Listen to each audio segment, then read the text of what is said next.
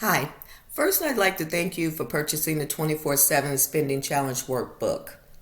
I hope it helps you increase the financial flexibility in your budget, which is just taking your income, what you earn, less your expenses, and that's the gap.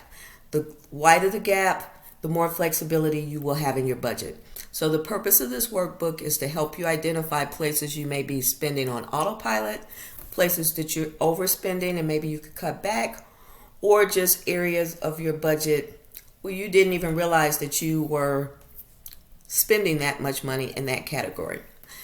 So, first off, let's talk about the workbook itself.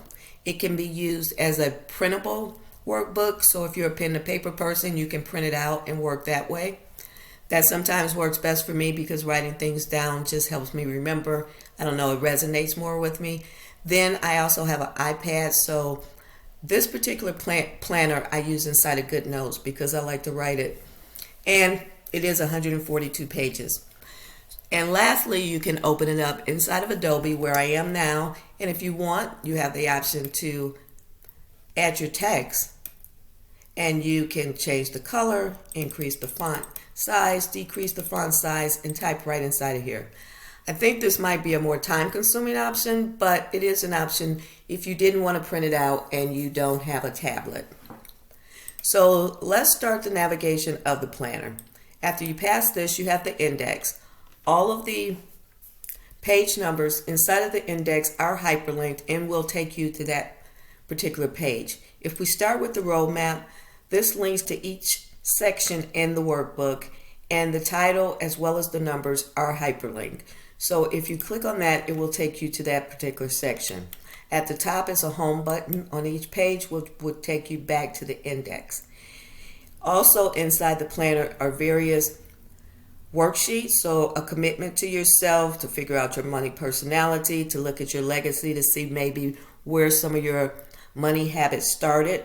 But at the bottom, at the back of the workbook, are samples. So if you go here, I give you some idea of how to complete these.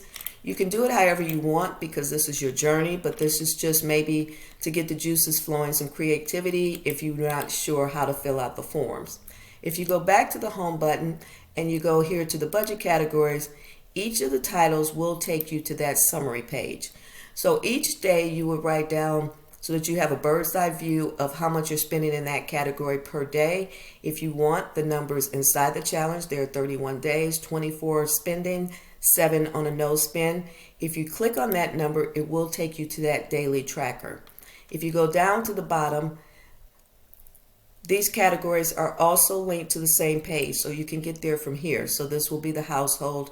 If you go back to the tracking device, the index, now we can see the daily trackers. So if we go here, each section is broken out by the 24 days spending, 7 no spend, as well as the 31 days of journaling. So if you click on one of the numbers, it takes you to that daily tracker. If you go back, you can go to the guided because each day there's a guided journaling. At the end of the day, you want to track your progress, see where your mindset was, what you could do better the next day. Lastly, if you go to the tracking analysis, next, if you go to the tracking analysis, here you can see percentage of spending, how much you spend in each category. This is manually. I write down the formula here of how you can track that. On the next one, you want to see your spending in time versus money. Because if you're like me, your time is valuable. So if you bought something you went out to eat and you spent $100 and your hourly wage is $10, it's going to take you 10 hours of work to pay for that meal. And if you have an 8-hour shift, that's one full shift and 2 hours from your next shift. So as you start to see how much time your purchasers are taking or how much time out of your salary is going to take to pay that off, it may put a different perspective on your spending habits. As we go back to the index, you have different brain dumps as well as your plan.